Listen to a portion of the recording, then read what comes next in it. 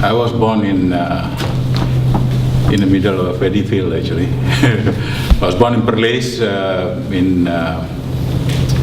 before independence. First school was in a Malay school in Kampung Tambun Tulang, daerah Arau, and I went right up almost to standard 6. But there was this special Malay class program at that time, and I passed the exam to enter the special Malay class. So I went to Kanga for 3 years, special Malay 1, special Malay 2, and then standard 6, and passed at that time it's called the Malaysian Secondary Schools Entrance Examination. And so I was in Form 1 in Derma English School. I was there for, I think, just a few weeks, 3 weeks, I think, when I was called by the headmaster. And I thought, what wrong did I do? Maybe I've not written a library book or something, but I was called and told that I'm required at the Department of Education in Kanga and bring my father. So a few days later I went with my father to the Jabatan Pendidikan and was told that, well, I've been selected to go to Malay College, and was given a list of what is needed to go to Malay College. Kena bawa itu ini sebagai macam-macam lah, dan pakai payung dan sebagainya. And went back, my father said, I don't have money. And that's when my uncle came around and said, no, he has to go.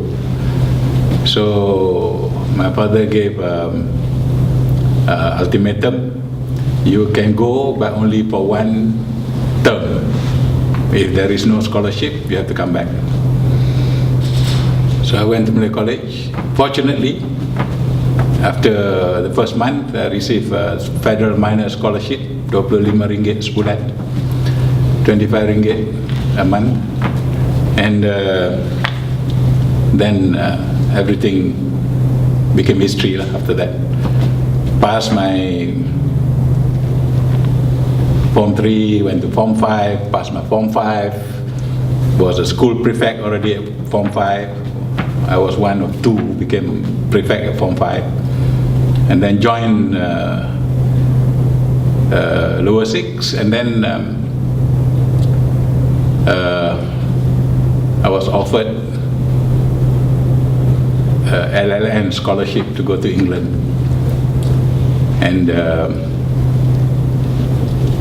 the teachers at Malay College were very much against me going, because well, I was top in class in a few subjects and so on, school rugby player, so the school needed me. But I knew from previous experiences, all the head boys of Malay College just managed to scrape through the HSC. So I decided to take up the LLM scholarship, so I went to Brighton in 1968, and then became sort of a record because I was the first among the first student ever admitted into London University without an A level. I went in with an ordinary national diploma. They gave condition that I must get at least 4 distinctions. Of course, I get all distinctions except 1. I get B in workshop technology. And when asked why is that the English boys have distinction in workshop technology, but I get only credit, I say that because I was born in a paddy field, not in a workshop. So that's why I started earlier on as where I was born in a paddy field. Then I went to King's College, London, did mechanical engineering, got a first class, and then became interested to do nuclear engineering, and TNB gave a condition again, I can do PhD in nuclear engineering if I get minimum a second upper. So when I got a first class in my first degree, they had no choice but to give me. I did my PhD, got my nuclear engineering doctorate, but then there's nothing to do in Malaysia at that time, so they sent me on training. I went to the US, went to Oregon State University, get my reactor operator's license, went to Penn State University, do some research work, and then spent time at the Atom Institute in Vienna doing some research, and then went to Turkey to help commission the reactor in Turkey before coming back to Malaysia to help set up what was then called Puspati. So I did work in a nuclear research institute, which is not yet, there's nothing nuclear, it's just a construction project to set up the center, and of course we built the reactor. For whatever it is, I was the one who was operating the reactor when we achieved first criticality. In nuclear terms, it's called K effective is equal to 1. In other words, the number of neutrons being born and the neutrons being absorbed is equal, and then we get sustained nuclear fission reaction, first time in Malaysia. This was in about June of 1982, I think.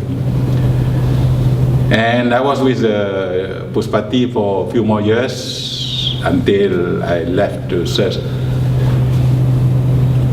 the International Atomic Energy Agency in Vienna. But I was based in Jakarta, commuting to Vienna. I did that job for 3.5 years. Then I came back, although I was offered a job in Vienna, but I decided to come back. And it was a few weeks in the Nuclear Institute, a few months, less than 6 months. Then I was appointed, then it's called the controller of SIRIM. So from a research officer, I became the first, manager of this research institute of about 700 people involved in standards and quality programs on one hand, and on the other side is industrial technology research. Built the organization into an institution that when I left it was about 1,500 people, a lot of engineers and scientists, and quite a few we sent for PhDs and so on. Until one fine day on, I think it's August the 2nd, 1996, the whole peninsular Malaysia went dark. It was a blackout. The following Monday, I was called and told that I shall be heading the power company. So some people say that, see, we have sent you for training all along. Send you to London, to Brighton, to London, get your doctorate, do your practical training, send how to run organization, Puspati and then SIRIM. Now you come back to serve LLN, which by then is called TNB. So I went, as it were, through that training to sit what I call at that time the electric chair. Yeah. So big challenge. For 4 years I was heading the national power company. And then certain changes came. I decided maybe I should do something else. Then I went out to private sector and chairman of a few companies. Got a few companies listed. I'm proud to say that got a few companies listed on the stock exchange. And until one fine day I was called back to head a government-owned big corporation, UEM. I'm still there. Other than that, I'm also chairman of the Energy Commission at the moment and president of the academy. So, in short, that's the history. No, at the moment, unfortunately, our companies are just users of technology. The whole nation, for that matter. Only in very few specific areas where we are a contributor to science and to use science science and technology in order to generate wealth.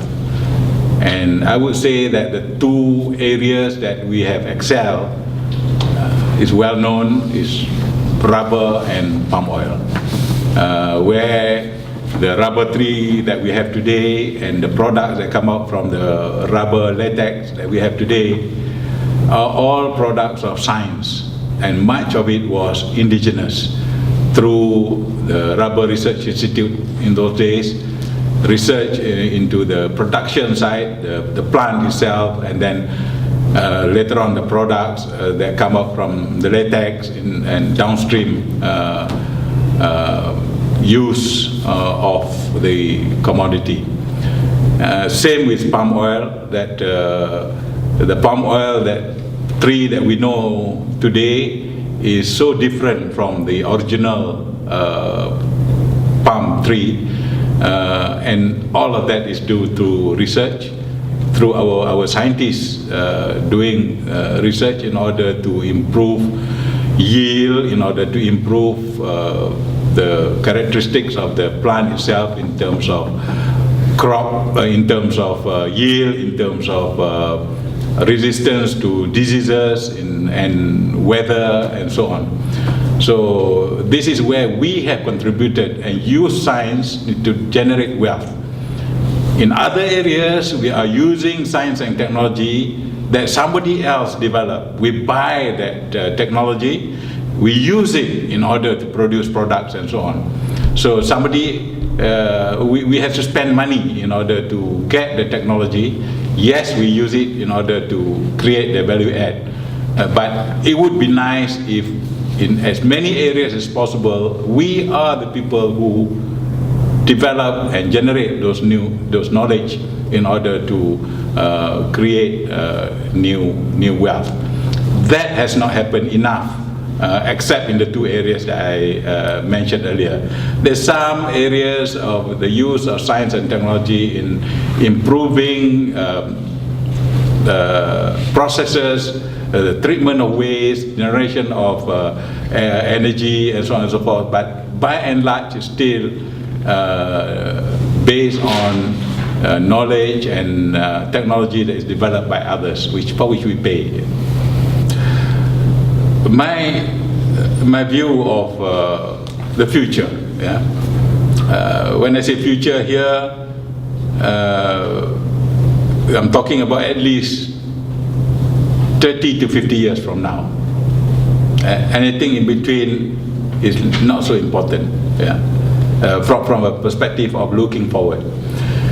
I'm sitting here today is a result of what was done, right or wrong, 50 years ago.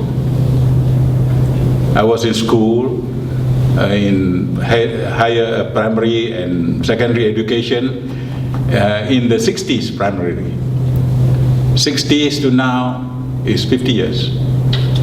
So what we are doing that affecting the children in school today will be felt 30 to 50 years from now, when those children are in the job market, in positions as members of society then. Yeah. So the worry that I have today is that when we look into the future, we know that there will be a lot of challenges. We are talking about energy security, we are talking about water security, we are talking about climate change. These are all global problems, and Malaysia cannot extricate from that global problem. So we will be faced with that. And on top of that, there is a general acceptance that competition will bring. The number of science students is declining. So you project that into the future, is that the crop of people to choose to become the research scientists, be it in palm oil or rubber or any other sector, is less as a fraction of total population. And we are a small country. And if less people are taking up science, we will even have a smaller number of people who will be successful in this field of knowledge. So that's why I feel that the future is very bleak. And unless we do things right now, the outcome in 20, 30, 40 years now in the future will not be the one that we would like it to be, in order to be able to compete, in order to be able to help the country to address the problems at that time, which we are anticipating from now: energy, climate change, water, all those problems. So we do not have the capacity. That's why I say I'm very pessimistic about the future, about this country. Not the immediate future, but 20, 30, 40, I'm not going to be around by then. That's why I say that I would like to be proven wrong. Then. Because saying what I'm saying now, the action is taken, we do something, I'm trying to do something to help address this problem so that 20, 30, 40 years from now, we are okay. We are able to compete with everybody else in the world. We are able to produce products that the market needs at that time. Therefore, I'm wrong. I'll be happy. But unless something is done now, I hope I'm not wrong. It's a big challenge because the academy is about harnessing the power that is in the best minds, the best scientific and technological talents that we have in this country, who have been there, who have achieved something, and is willing and able to contribute. My challenge, the challenge of the academy, is how to harness, how to garner this wealth of knowledge and experience in these fellows of the academy to come forward, to continue to guide, be it in creating the right policy framework, be it providing guidance to the current generation, to the young generation, who will be the resource for the future. That's my challenge, is trying to create programs that people come, willingly contribute, and of course, many of these fellows of the academy are retired, and therefore they need to be enticed, they need to have that desire to want to contribute, and some of it need to be nurtured.